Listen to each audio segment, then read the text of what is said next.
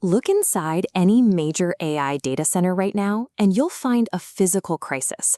We are pushing traditional silicon so hard that servers are literally vibrating with heat, pushing cooling systems to the absolute limit. Take Google's newest TPU V8 accelerators. They run so hot that traditional air cooling is officially dead. To keep these systems from frying, liquid cooling is now a mandatory standard across the entire V8 product line. The problem comes down to basic physics. As long as we rely entirely on computing with electrons, the energy consumed per calculation and the massive heat density generated will remain unsustainable.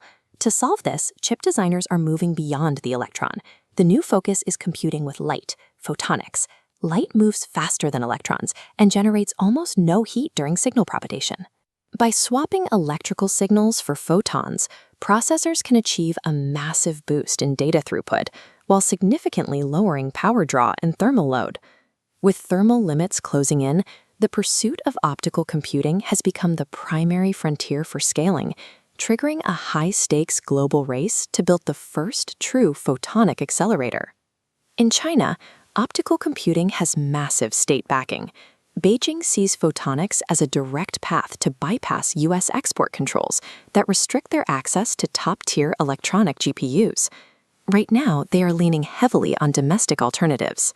When the 1.6 trillion parameter DeepSeek V4 Pro model launched, it triggered a massive demand surge for Huawei's Ascend 950 PR chips, pushing expected AI chip revenue to nearly $12 billion this year.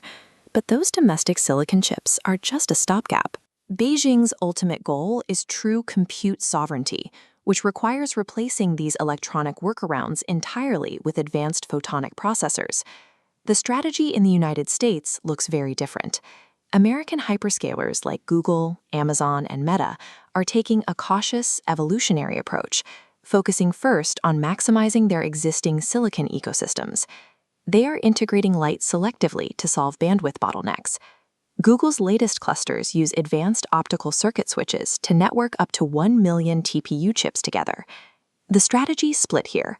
American companies harness light primarily to transfer data between electronic hubs, while China is risking massive capital to figure out how to compute data using light itself. Despite impressive laboratory breakthroughs, current photonic chips cannot compete with NVIDIA's top GPUs for massive AI training workloads. The primary roadblock holding back optical computing is a physical limitation known as the memory wall. There is currently no practical optical equivalent to high bandwidth memory. Every time an optical chip accesses data, high-speed photons hit a barrier, converting back into slow-moving electrons. This constant back-and-forth conversion completely erodes the speed advantage of computing with light. This memory constraint becomes critical when looking at the future of AI, specifically the emerging world models pioneered by researchers like Yann LeCun and Fei-Fei Li. World models ingest thousands of video frames and perform 3D spatial reasoning to maintain temporal coherence. That requires immense parallel memory and highly mature software compilers to manage the data flow, infrastructure that optical chips simply lack right now. Blazing fast hardware is useless without the accessible memory and software infrastructure to feed it, which keeps pure optical chips sidelined from large-scale model training.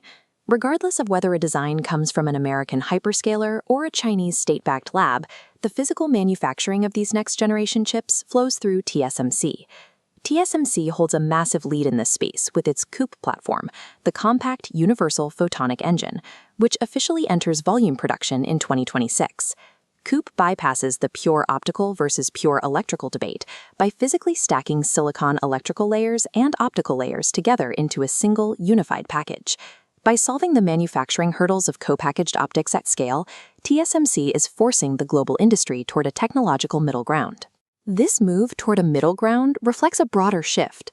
Rather than a total replacement, the next generation of AI accelerators is trending toward a hybrid design that blends light and electricity. Inside these future chips, standard electronic cores will still handle the memory routing and complex software control flow, but attached to those cores will be specialized optical tensor units designed exclusively to crunch the heavy mathematical workloads, all stitched together by a blazing fast optical fabric. Electrons will govern the logic, while photons handle the heavy mathematical load. This division of labor allows AI clusters to continue scaling while keeping thermal density and power draw within manageable limits. If you want to understand the science behind the AI headlines, hit like, share this video, and subscribe to KYC AI Labs.